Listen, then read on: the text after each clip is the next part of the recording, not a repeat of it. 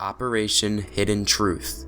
Introducing the game's first operators from Venezuela, this video will be discussing a brand new attacker and defender that I designed. I'd love to hear what you guys like, what you don't like, and what you would tweak down in the comments. Before we get started, please consider joining my Discord link, which can be found in the description. I'd love to have conversations with you guys about operator concepts or really just anything broad. If you guys have video ideas or you just want to get to know me, I'd love to get to know you guys. But besides for that, let's get started with our attacker, Jericho. Jericho hails from Valencia, Venezuela, where he lived most of his childhood until his parents were both robbed and murdered in a random act of street violence. As a 17-year-old orphan, he was sent to military school under government funding, where he sparked his interest for combat. Years later, he developed an inflatable, bulletproof barricade that caught the eyes of Team Rainbow.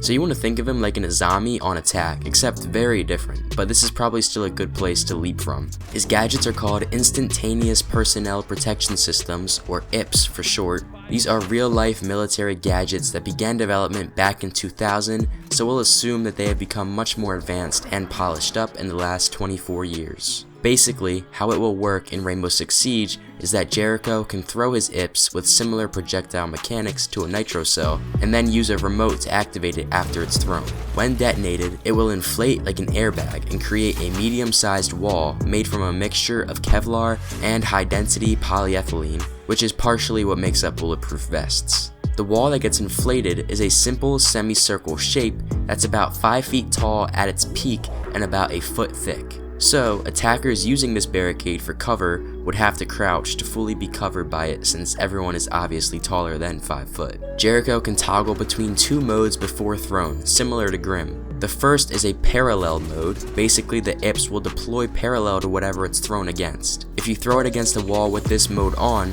it will stick to it and cover up the wall. This could be good to cover up Mira's black mirrors or maybe rotation or peek holes. So, on the contrary, if you throw it on the floor with parallel mode on, it will inflate parallel to the floor and basically serve no purpose. Now that's where perpendicular mode comes in. I'm sure it's self-explanatory at this point, but the IPS will inflate perpendicular to the surface that it's stuck to, so it would create a barrier for you on the ground to use. Hopefully my visuals on screen help to articulate that better for you. Jericho was spawning around with 3 IPS. They are entirely bulletproof, but they can be destroyed with any explosive like impact grenades or nitro cells, or it can be melted by fire with Tachanka or Goyo. I specifically wanted this because I was hoping this would make Tachanka and Goyo more commonly picked, since they are 2 of the least picked operators in the game.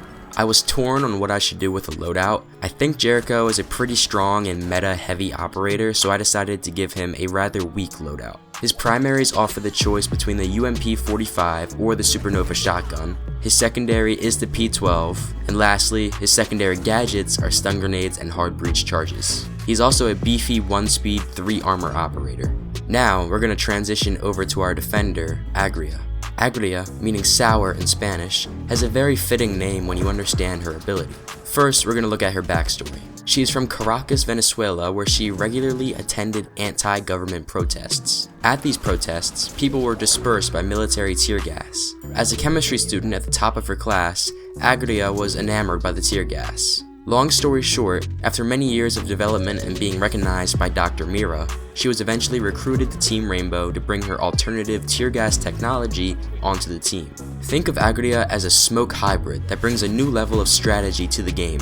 Her gadgets are called riot vessels. Tear gas may be a war crime, but Agria isn't one to follow the rules. She gets 3 of these riot vessels. They can be deployed through any reinforcement or soft surface, including floors. The deployment is similar to that of a fuse cluster charge, where you must be up against the surface to place it and then deploy it. When deployed, the riot vessel will pierce through the surface and emit a gas on the other side of the wall. Obviously, this keeps Agria out of harm's way, since she can simply do it from inside of the objective to affect any attackers in an adjacent room or outside of a typical breach wall, something like that. Speaking of, this could prevent operators like Thermite or Maverick from getting wall. Or, it could simply be done to clear out high volume areas that are around objective. One example of this that comes to mind is placing one on the vault wall in Villa when you're defending Aviator, and you could clear out any attackers at 90 to push them down one of the 2 hallways. There are numerous other instances, but that's one that hopefully paints a picture of how she can be played. Going back to the logistics of how it works, The gas that's emitted will blur the vision of any attacker in the radius and does 12 damage every 2/3 of a second. So it goes at the same rate as smoke except 3 less damage. While in the area of effect, the attacker's vision will remain blurred. Only when the attacker leaves the radius and waits for the 6-second cooldown will the vision revert back to normal. There is no cooldown for damage, however. When you leave the radius, damage simply stops, so it's only the vision that you have to worry about. An EMP grenade that detonates after the riot vessel is placed but before it's detonated will prevent it from working. However, when it's actively going, it can't be stopped. Additionally, the radius of the riot vessel is slightly larger than that of the smoke radius. It's a noticeably larger radius, but it's not substantial.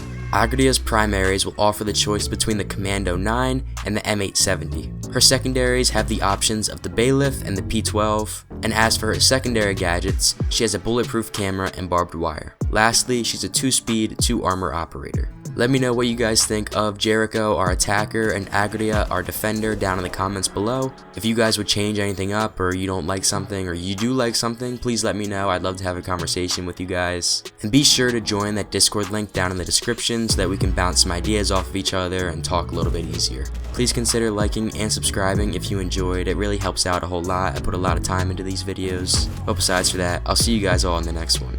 Peace.